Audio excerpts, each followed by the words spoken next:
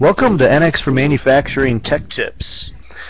We're here today with Mike Menino. Mike Menino is one of our CAM experts on the East Coast in the United States, and he's put together a sample reuse library of work holding devices, and he's going to show us how to use it.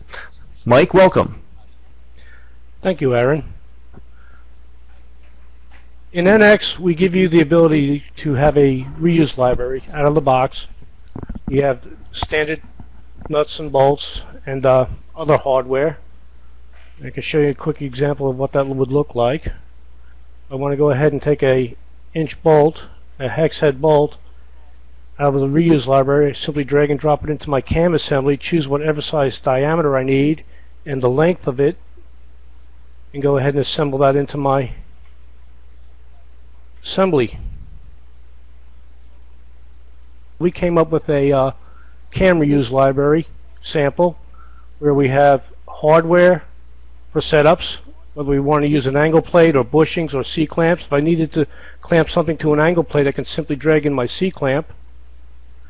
Whether I wanted a small, medium, or large C-clamp, or whether it's standard, extended length, or the deep length. And since not every part's 1 inch, we would need to adjust that, so let's make that maybe 1.5 inches. And the clamp opens up to 1.5 inches.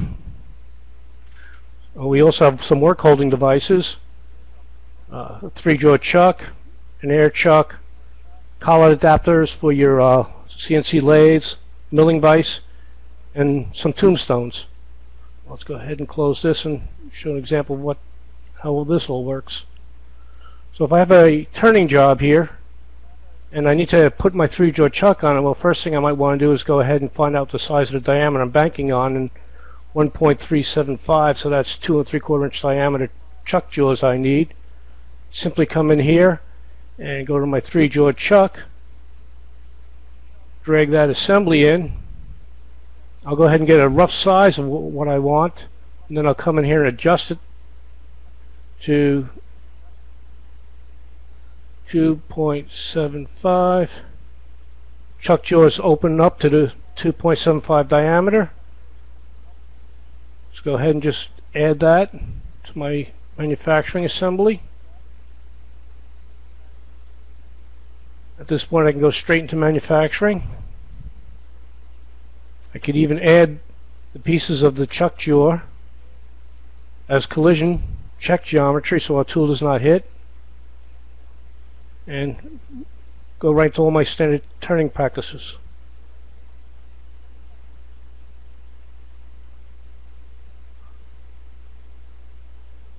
For a square part, we want to hold on the vise. I come down here and grab my vise. Simply drag into my assembly. We have here, whether it's 6, 8, or 10 inch vise, some standard predefined step jaws. Okay. Whether we want the end stop on the left side, the right side, or maybe I'm doing an end-for-end program where I'm flipping it over at the cycle stop, I might want an end stop on both sides. Or if I'm just centering the raw material, I might want no end stop. But for this particular job, let's go with a left end stop.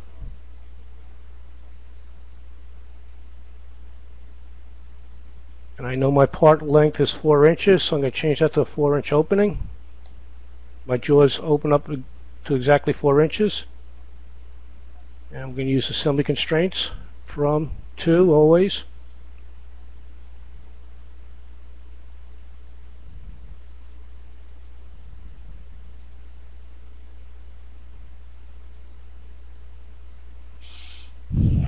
Once again, I can go straight into manufacturing here. I could take it into drafting and show exactly how it's going to look when it gets out to the shop floor on the machine tool.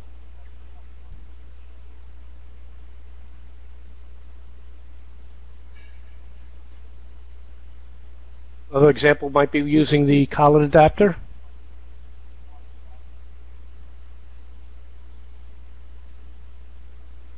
My air chuck.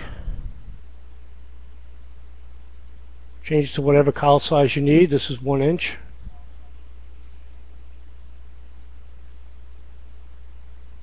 And simply assemble that to my component.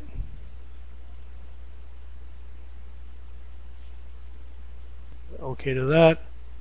And we're ready to start machining the part.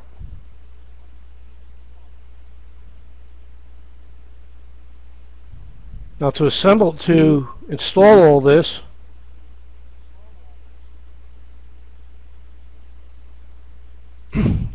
the attached zip file contains all the components that you need.